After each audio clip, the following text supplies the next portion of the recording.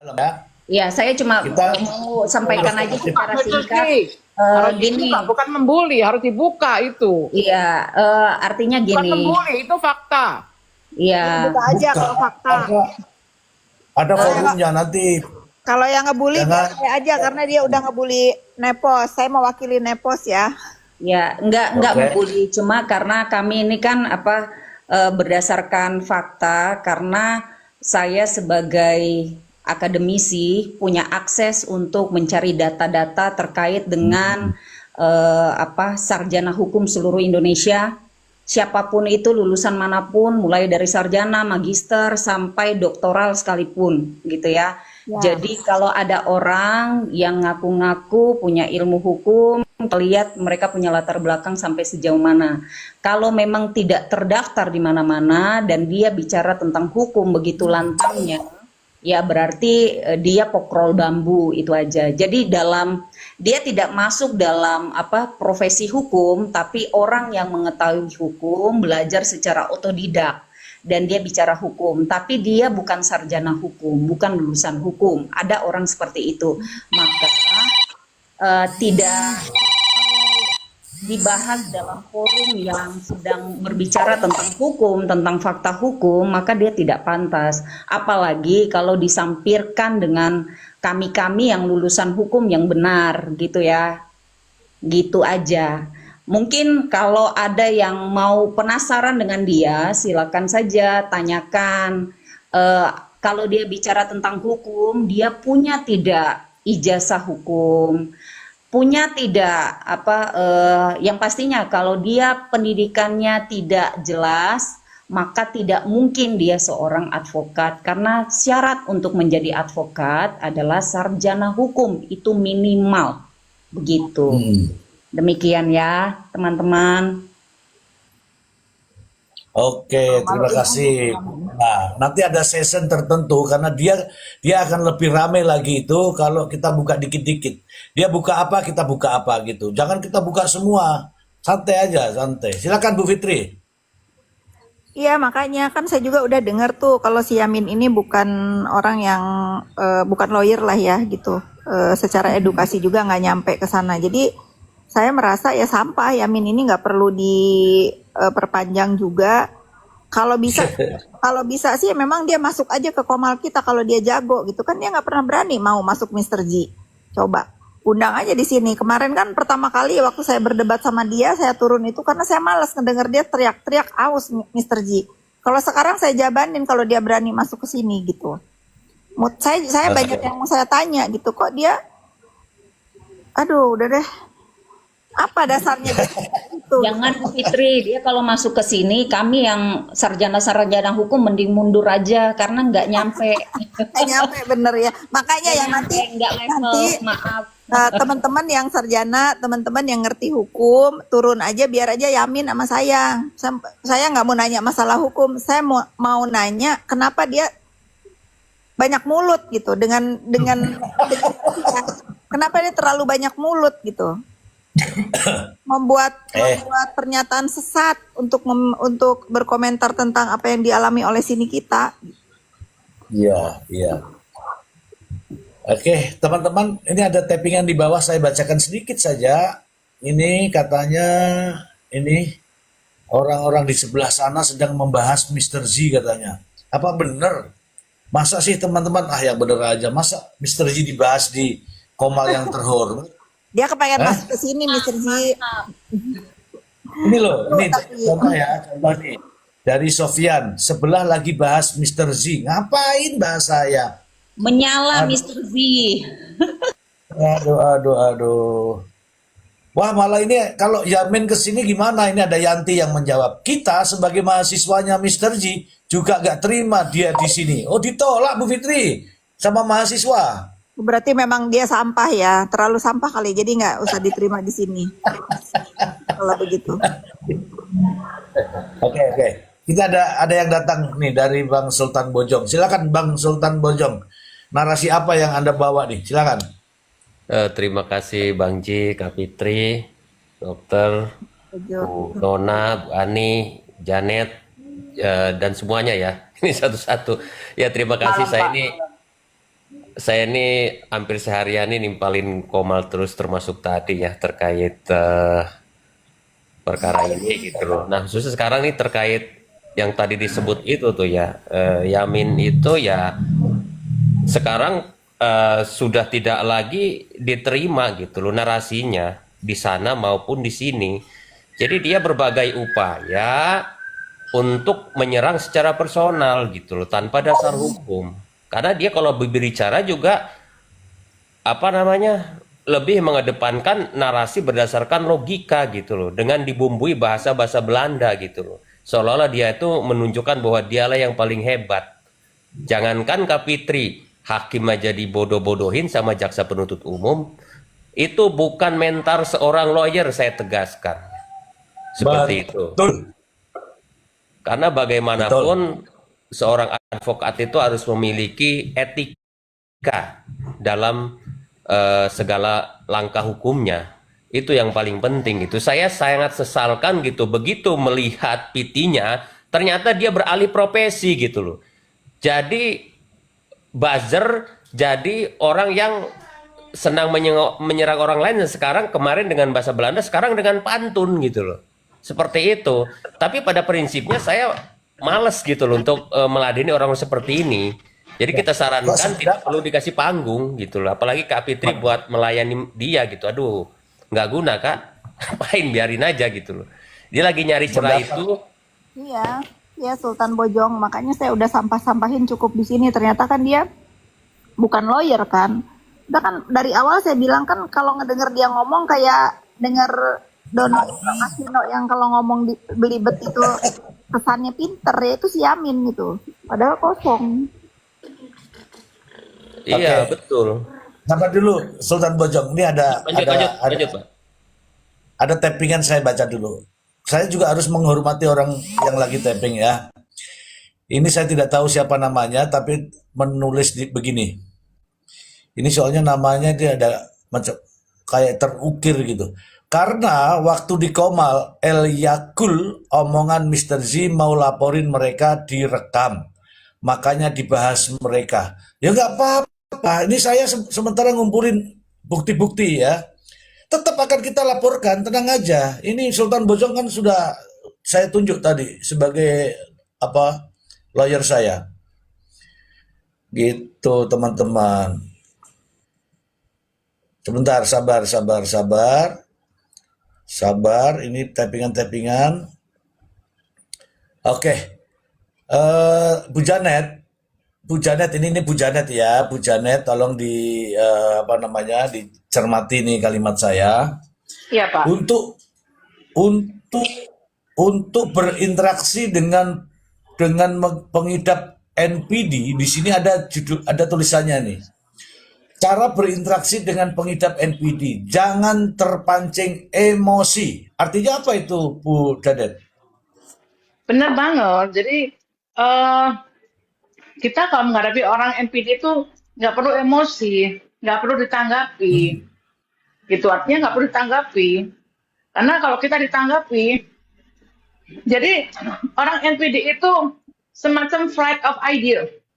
Jadi kalau misalnya ya, Mr. C dia ngomong A, nanti Mr. C jelasin tentang A, dia bisa loncat ngomong tentang Z. Hmm, Nanti Mr. C jawab tentang Z, dia bisa lompat lagi ke masalah M gitu. Nanti loncat lagi, jadi nggak akan habis, muter lagi, nanti balik lagi ke A, nanti balik lagi, jadi nggak akan habis. Begitu.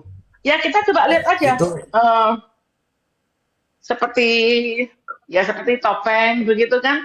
Masalahnya ada aja yang dihabis, yang dibahas. Tadinya si Sunio, kemudian bajunya SS, travelnya SS, kemudian titipnya Sunio, itu nggak ada habisnya. Gitu, capek sendiri. Begitu, dia nggak perlu ditanggapi. Nah, yang benar oke. memang, yang benar memang, kalau orangnya kebangetan, ya satu-satunya menghentikan itu ya cuma jalur hukum. Jadi apa yang dilakukan Dr. Reza itu sudah benar, membawa ke jalur hukum itu sudah benar. Seperti itu. Kalau memang sudah kebangetan ya, mau nggak mau harus dihentikan dengan jalur hukum. Orang ini harus dihukum. Begitu. Oke. NPD ya, ini tadi cara berinteraksi dengan pengidap NPD salah satunya adalah jangan terpancing emosi. Yang Ya, kedua di sini hindari, tertulis, dihindari. Heeh. Yang kedua di sini tertulis tetapkan batasan. Jangan biarkan mereka memanipulasi Anda. Silakan, Dokter Janet. Iya, jadi artinya adalah tetapkan batasan. Artinya apa? Eh, Nggak usah ditanggapi. Kita menghindar, Hmm. begitu. Oh, jangan kasih panggung ya. Jangan dikasih panggung, gitu. Makin ditanggapi, makin riuh, begitu. Nah, ini kasusnya ini kenapa riuh? Ya, karena ini wartawan segala macam ini kan makin menanggapi, begitu. Hmm. Ditanggapi oleh wartawan sehingga dia makin makin terus cari ide-ide untuk bikin ribut kan begitu.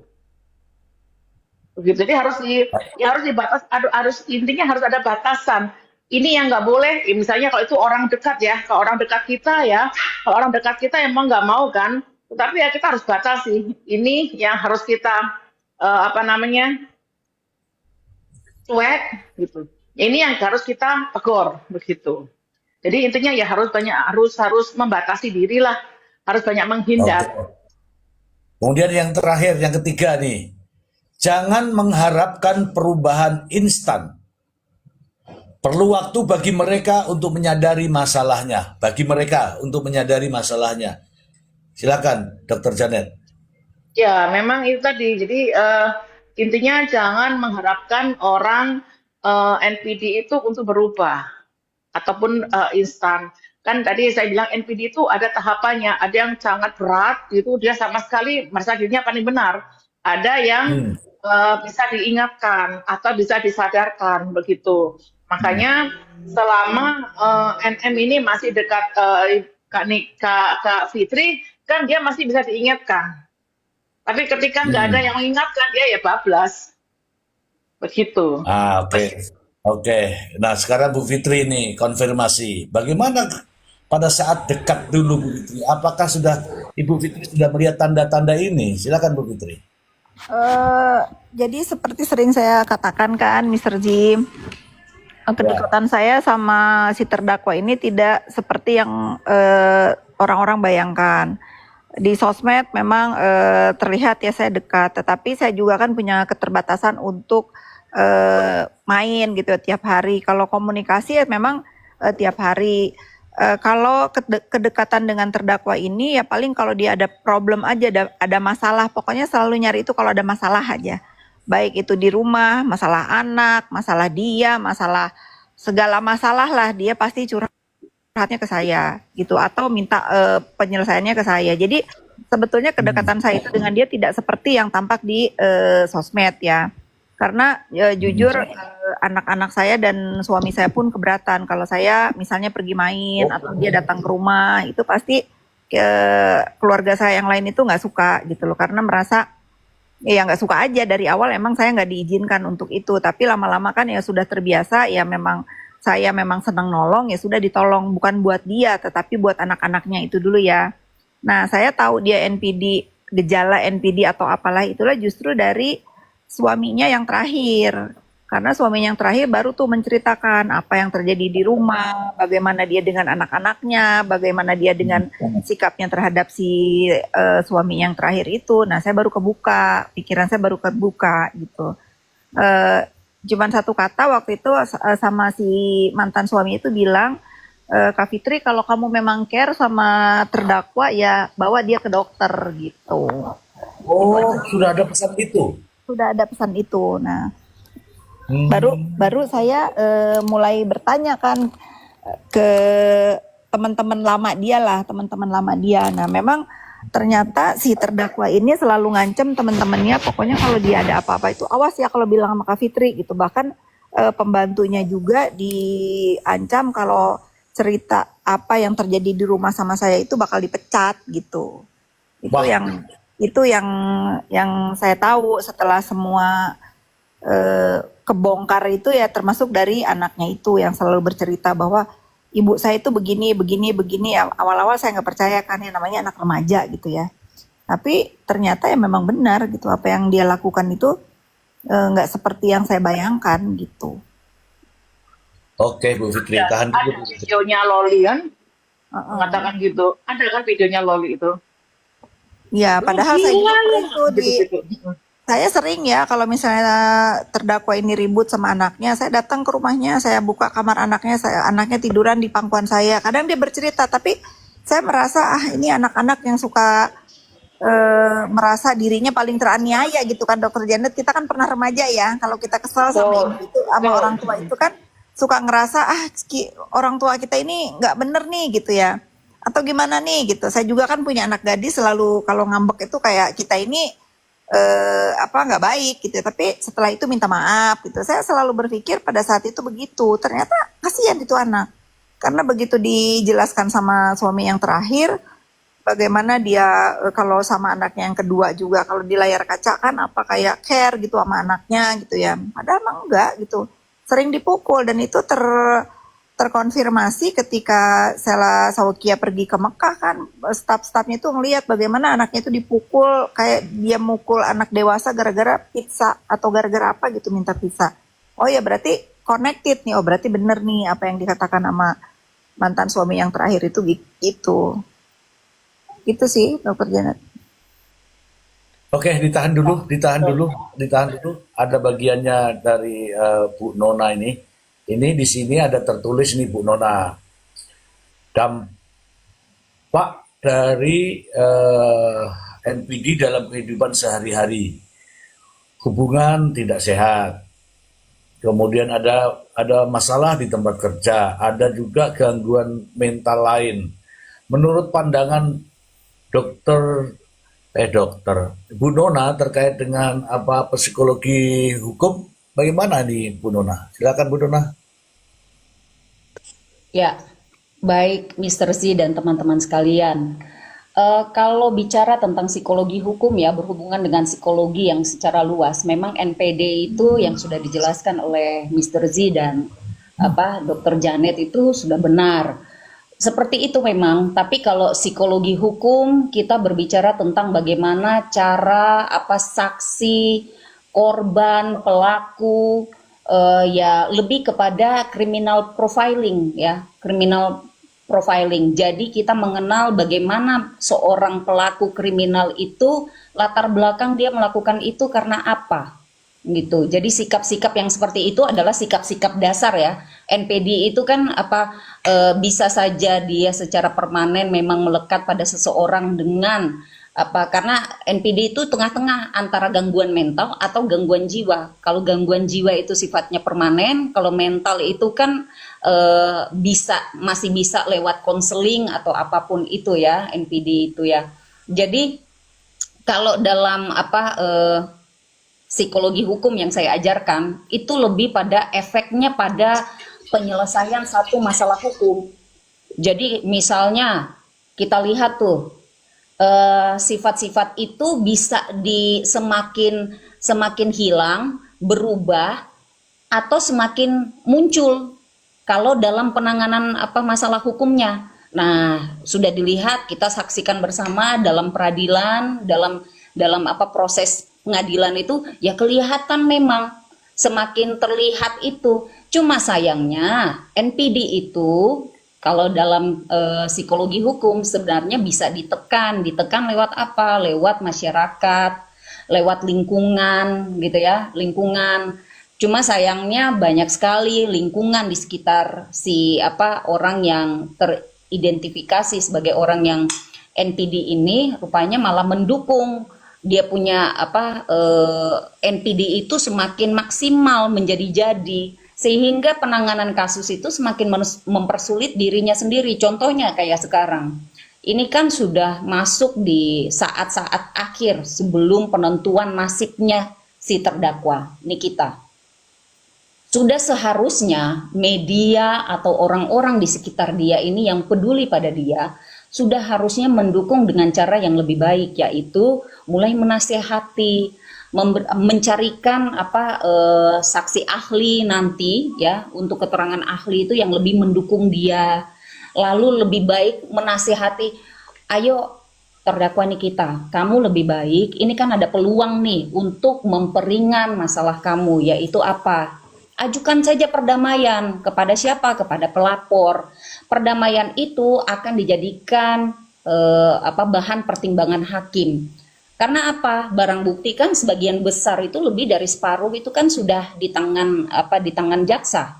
Maka yang sisanya itu masih bisa diusahakan dengan cara lain. Yang penting damai saja dulu. Damai dulu, akuin kalau salah, akuin kalau hilaf. Nah, itu maka orang akan melihat bahwa NPD yang selama ini rupanya masih bisa inilah toleransi lah gitu, tidak terlalu parah, atau bahkan NPD itu rupanya hanya pandangan masyarakat saja karena dia dalam posisi yang sulit. Karena gini, kalau dalam psikologi hukum, sikap dari pelaku kejahatan, terus sikap dari hakim, sikap dari jaksa, sikap dari masyarakat dalam memandang satu perkara yang sedang berjalan itu biasanya hanya temporary. Jadi hanya di situ saja. Jadi kayak si terdakwa Nikita yang punya kecenderungan seolah-olah melakukan contempt of court itu ya, dengan berteriak-teriak, terus tidak mengikuti instruksi dari hakim, bahkan terlihat dia ikut konfrontasi dengan penuntut umum, itu kan sudah terindikasi itu ada pelanggaran contempt of court. Sayangnya untuk di Indonesia kan yang seperti itu tidak terlalu ditegaskan gitu ya, dia hanya dalam undang-undang tetapi jarang sekali untuk dilaksanakan contempt of court itu, sehingga kita lihat seperti itu, tapi itu sifatnya temporary apabila dia bisa mengikuti, kalau lingkungan sekitarnya itu bisa membuat dia ini lebih reda sedikit, jangan malah mendukung dia punya emosi itu sehingga orang jadi mengecap dia ya memang NPD. Padahal kalau dalam psikologi hukum semua orang kelihatan akan ganas hanya karena dia sedang tertekan dalam keadaan